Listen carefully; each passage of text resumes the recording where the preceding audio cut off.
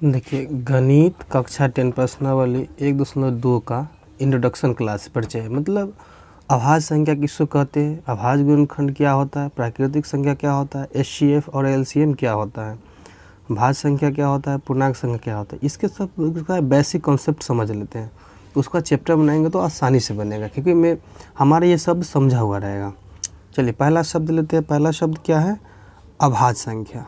अभाज्य संख्या किसको बोलते हैं उसका देख लीजिए। अभाज्य संख्या किसको बोलते हैं। वैश्विक संख्या, वैश्विक संख्या, वैश्विक संख्या जो एक से या खुद से कटे, कटे मतलब भाग लगे, विभाजित हो, वह अभाज्य संख्या कहलाती है। कौन संख्या, अभाज्य संख्या कहलाती है, कहलाती है।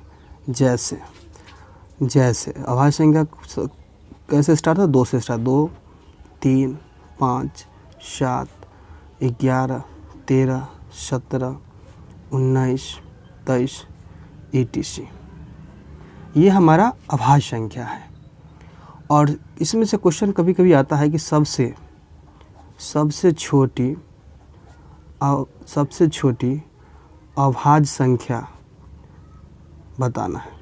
सबसे छोटी, सबसे स्टार्ट कौन है, 2 से स्टार्ट होता है, तो सबसे छोटी में हो जाएगा 2 हो जाएगा। पहला समझ गए, इसको अभाज्य संख्या हो गया। लेकिन जब कहता है, क्वेश्चन रहता है किताब में कि अभाज्य गुणनखंड, क्या कहता है, अभाज्य गुणनखंड, गुणनखंड इसका मतलब क्या होता है देख लीजिए। जैसे क्वेश्चन रहेगा आपको 72 दे देगा और 96, इसका कहेगा अभाज्य गुणन कीजिए। सिंपल से 72 को लीजिए, इसको तोड़ दीजिए, 2 से लगाइएगा तो ये 36 मरतबे होगा, फिर 2 से लगाते हैं तो ये 18 मरतबे जाएगा, फिर ये 2 से लगाते हैं तो 9 आ जाएगा, 3 से लगेंगे 3। तो इसको जो लिखेंगे 72 = 2 × 2 × 2 × 3, ये हमारा, इसको हम बोलते हैं अभाज्य गुणनखंड। ये 96 का देख लीजिए, 2 से लगाएंगे तो 4 आ जाएगा, 48 होगा, 2 से लगाते हैं तो ये 24 हो जाएगा, फिर 2 से लगाते हैं तो 12 हो जाएगा, और ये 2 से 6 हो जाएगा, और फिर 2 से लगाते ही मेरा 3 हो जाएगा। तो इसको जो हम लिखेंगे 96 बराबर 2 × 2 × 2 × 2 × 2 × 3, ये मेरा अभाज्य गुणनखंड है। तो हो गया है। अभाज्य संख्या किसको कहते हैं, अभाज्य गुणनखंड क्या होता है, ये 2 चीज़ हो गया। अगला टॉपिक था प्राकृत संख्या। 3 नंबर में क्या था, प्राकृत संख्या। इसको भी देख लेते हैं।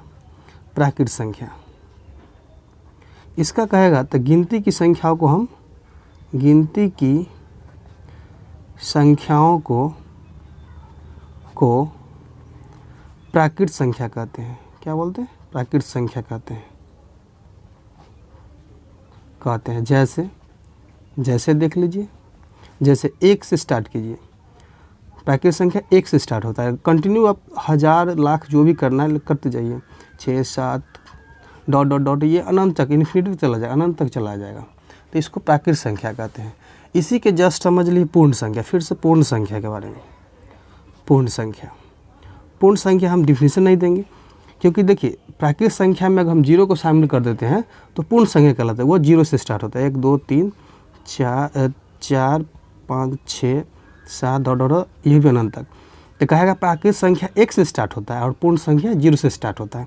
ये सब जानना बहुत ज़रूरी है। देखिए अगला टॉपिक है एचसीएफ और एलसीएम। तो एचसीएफ किसको बोलते हैं, एचसीएफ हाईएस्ट कॉमन फैक्टर, या इसी को हम मसा बोलते हैं। एलसीएम लोएस्ट कॉमन मल्टीपल, या इसी को हम लसा बोलते हैं। एचसीएफ में क्या होता है कि दोनों में कॉमन होना चाहिए और सबसे छोटी पावर को लिया जाता है। एलसीएम में क्या होता है, दोनों में कॉमन होना चाहिए और सबसे बड़ी पावर इनटू शेष का गुणनफल कर देंगे। हम एग्जाम्पल ले लेते हैं, जैसे उदाहरण ले लेते हैं। जैसे में 36 ले लेते हैं और 120, इसका पहले हम अभाज्य गुणनखंड कर देते हैं। 36 का है, देखिए तोड़ देते हैं, 2, 18, 2, 9, 3 आ गया, ये टूट गया। उसके बाद 120 का तोड़ दीजिए, 2 से 60 आ गया, 2 से लगाइए 30 आ गया, और 2 से लगाइए 15, और 3 से लगेगा, ये मेरा 5 हो जाएगा। इसका देखिए 36 का क्या आ जाएगा 2 इंटू 2 इंटू 3 इंटू 3 और इसी का 120 का देख लीजिए 2 इंटू इंटू 2 इंटू 3 इंटू ये 5 आ गया। आप देखिए इसका पावर लिख सकते हैं 36 का क्या हो जाएगा 2 है तो इसलिए 2 के पावर 2 हो जाएगा, 3 है 3 का 2 को तो इसलिए पावर 2 हो जाएगा। इसका 120 का देख लीजिए 2 का 3 को तो 2 के पावर 3 हो जाएगा, 3 एक ही है तो इसके लिए एक ही हो जाएगा और इंटू 5 एक ही तो एक ही हो जाएगा। इसका क्या निकालना है SCF निकाल कर पहले लिखते हैं, SCF निकालते हैं। हम बोल रहे हैं कि दोनों में क्या होना चाहिए, दोनों में कॉमन होना चाहिए और सबसे छोटी पावर लेना है SCF में। अब देखिए दोनों में है, अब इसका पावर 3 इसका पावर 2 है तो दोनों में छोटा कौन है 2 के पावर 2 है तो इसलिए इसका क्या हो जाएगा 2 के पावर 2 इंटू देखिए 3 के पावर 2 है और 3 के पावर 1 है तो दोनों में कॉमन 3 है लेकिन इसमें पावर कौन कम है 3 के पावर 1 है तो 1। इसका तोड़ेंगे तो 4 इंटू 3 मतलब हमारा ये 12 आंसर आ जाएगा इसका SCF। अगला देख लीजिए LCM कैसे निकालते हैं। LCM में बोले हैं हम कि दोनों में कॉमन होना चाहिए और सबसे बड़ी पावर और शेष का गुणनफल। देखिए तो दोनों में 2 का लेते हैं तो ये क्या है 2 के पावर 3 है 2 है तो इसमें बड़ा पावर लेना था 2 के पावर क्या हो जाएगा 3 इंटू पावर लेना है बड़ा वाला तो 3 के पावर 2 और उसके बाद देखिए 5 का तो कोई नहीं तो शेष का भी गुणनफल किया जाता है। तो ये मेरा कितना होगा 8 ये 9 इंटू 5 इसको मल्टीप्लाई करेंगे तो 9 है 72 इंटू 5 से गुना करेंगे तो 10 के 0 5 36 में 360 तो मेरा ये LCM 360 आ गया ये आंसर। अगला टॉपिक देखिए, अगला देखिए भाज्य संख्या क्या है भाज्य संख्या। भाज्य संख्या भाज्य संख्या किसको बोलते हैं वैश्विक संख्या।